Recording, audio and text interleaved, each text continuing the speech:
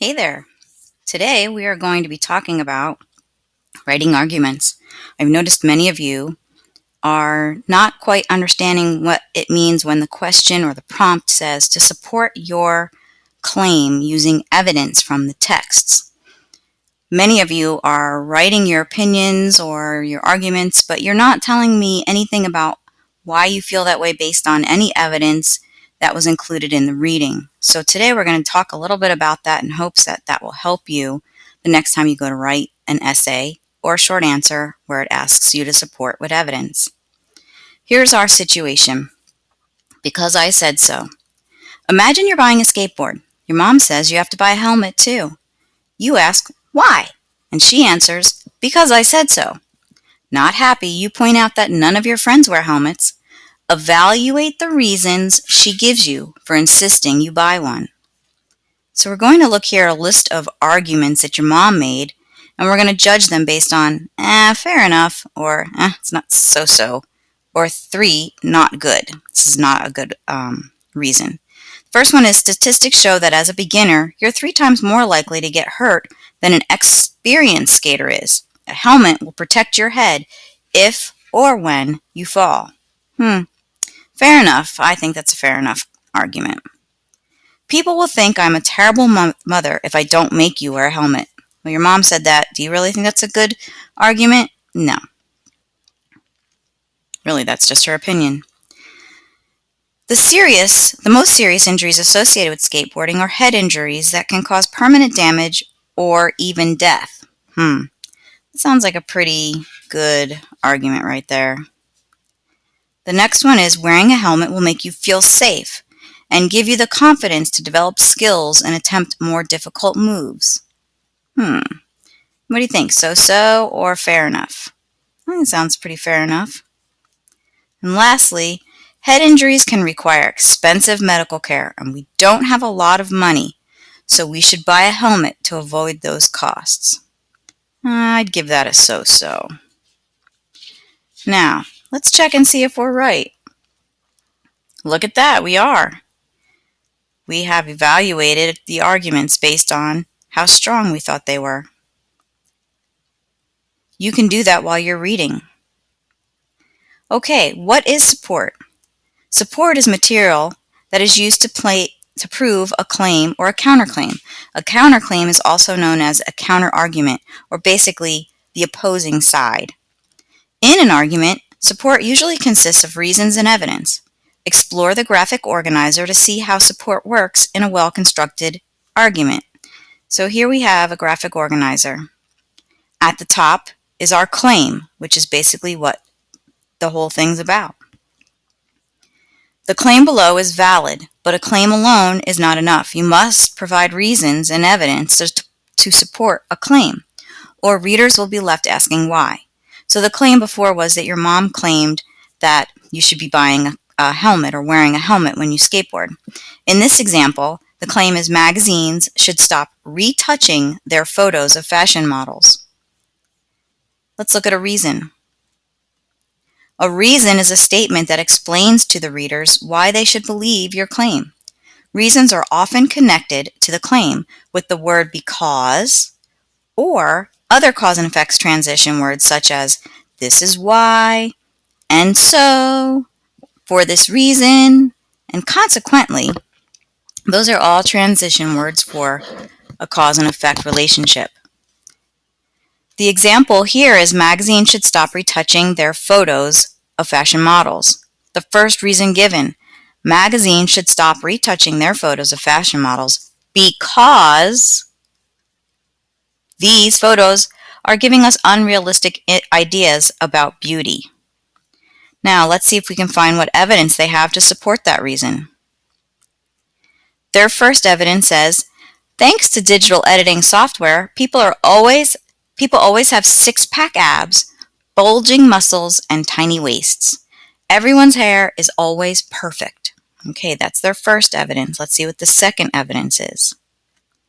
The second evidence for that claim is that in one photo, the model's waist had been made to look even smaller than her head. She looked more like a Barbie doll than a human being. Okay, so that's the main claim. magazines should stop retouching their photos. The first reason, which was unrealistic ideas about beauty. The first evidence, which was that digital editing software, everyone looks perfect. And the second evidence was that in one picture, a model's waist was even smaller than her head. So we go back to the original claim, and let's look at the second reason. The second reason that magazines should stop retouching their photos of fashion models is because seeing so many unrealistic body images is bad for a teenager's self-image and health. Okay, let's see what the evidence is to support that reason. Their first evidence, which they've now labeled number 3 because it's the third evidence, 1, 2, 3, to support this claim. So that evidence is many research studies have proven that there is a link between media exposure to unrealistic body images and teen health problems such as eating disorders. And the last piece of evidence is Dr. Lana Minto, an expert on eating disorders, says, the endless parade of incredibly thin women in the media has an adverse effect on the body-related self-esteem of women who feel the pressure to be thin, most especially adolescents. They have the worst self-body image of any age group. Okay, so based on that, they came up with the 4 evidences to support their 2 reasons of the one claim. Let's continue. Okay, now we're going to talk about types of evidence. It says, types of evidence. In an argument, evidence can include facts, examples, statistics, quotations, and anecdotes. Examine each type of evidence below to learn more. Now, let's look over here. It says, tip. Although each piece of evidence supports a specific reason, all of the evidence should clearly relate to the writer's position or claim. The evidence must also come from trustworthy and reliable sources. And by now, I'm sure you all know what is considered a trustworthy or a reliable source. Prove it. To prove it, we need to provide proof for the reasons you are stating by using facts, examples, statistics, quotations, or anecdotes. Remember, anecdotes are short stories.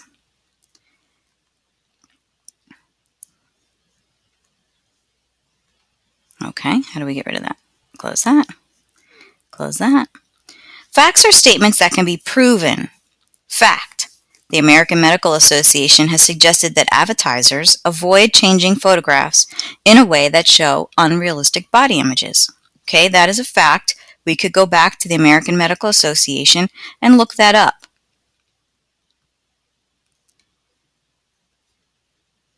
Facts.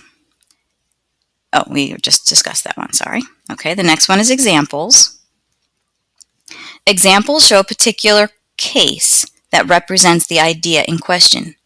The example for this is, in one photo, a model's skin had been airbrushed to remove flaws. We do that a lot in pictures. Statistics. Statistics are facts that are expressed in numbers. The example of a statistic is Swiss researchers studied the effect of media images on 7,420 teenagers. They found that 40% of the girls and 18% of the boys were dissatisfied with their own appearance. So that statistic is something that could also be shown as a fact by looking it up. This study obviously did happen. Quotations. Quotations are exact word-for-word statements from others.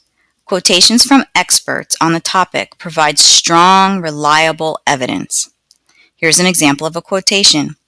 It says, quotation, one well-known model recently made headlines when she protested about an image of her that had been digitally altered. They made me so thin the picture doesn't even look anything like me anymore, and I'm wearing a size 0, so I'm already thinner than most people. And lastly is an anecdote. Anecdotes are brief stories or accounts to prove a point about a topic. My sister stopped eating breakfast and lunch because she wants to lose weight. She says Okay, to pick up where we left off, we were talking about anecdotes, which are brief stories or accounts of events that prove a point about the topic.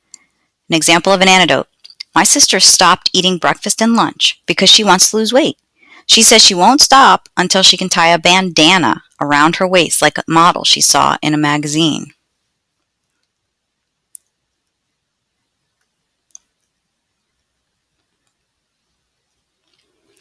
Identifying reasons and evidence. A well-built argument may include more than one reason to support its claim and counterclaim, and it may include more than one piece of evidence for each reason. Use the highlighter to mark the following. Okay, let's see what we got here. So we're going to use a highlighter to identify the claim, a counterclaim, a reason, and an evidence. We know there's only going to be one claim. Over the last several decades, women have come much closer to achieving equality in the workplace, politics, and business. This progress, however, does not show up on the football field. In our school, boys and girls can play basketball, soccer, and tennis, and yet football remains strictly a boys' club. To address this inequality, our middle school football team should be made co-ed. In this first paragraph, we should be definitely telling our reader what the claim is going to be. In this paragraph, it was obvious to me that the claim that this person is going to be writing about is that the middle school should have a co-ed football team. Now, as we continue, let's look for counterclaim, reasons, or evidence. First, many young women love the sport but are unable to participate. According to ratings released by the Nielsen Company, female viewers watch National Football League games more than they tune into professional baseball or basketball games. Yet, young female fans have no way to play their favorite sport in a competitive setting. Okay, to me, in that paragraph, I definitely think that we saw some reasons. The reason that they feel, oops, I went too high, that their claim of girls in middle school should have a football team for girls is that young women love the sport but are unable to participate. Okay? That's going to be a reason. And then they also talked about some evidence. They said that the Nielsen Company did a study and found that women don't watch baseball or basketball games, they watch football games. Okay? Now, let's look at the next paragraph. Also, some young women are born athletes. They're physically fit and muscular. Plus, they have a strong understanding of on-field strategies. This has already been proven in other sports. Elvira Falcone, former professional basketball player, who is now a sports analyst for college basketball games, says, "The young women I see on the courts today are just as strong, just as fast, and just as capable as the male players. In competition, I think many of the girls' teams would smoke the boys right off the court." Okay, do we happen to see another reason? Yes, we do see another reason right here. Some women are born athletes, physically fit and muscular, have a strong understanding of on-field strategies. Guess we should include this word also. All right, then they're saying that it's been proven in other sports. What's the evidence? The evidence is this Elvira Falcone. She's the professional basketball player, and she said she sees them doing really well. And there's a direct quote there. "The young women I see on the court." See the quotations? A direct quote. However, the head coach of our football team does not seem to think that the strength, speed, and intelligence are enough. "My main concern, and the concern of most parents I've spoken to," Coach Fred Parcell said, "is the safety of the girls.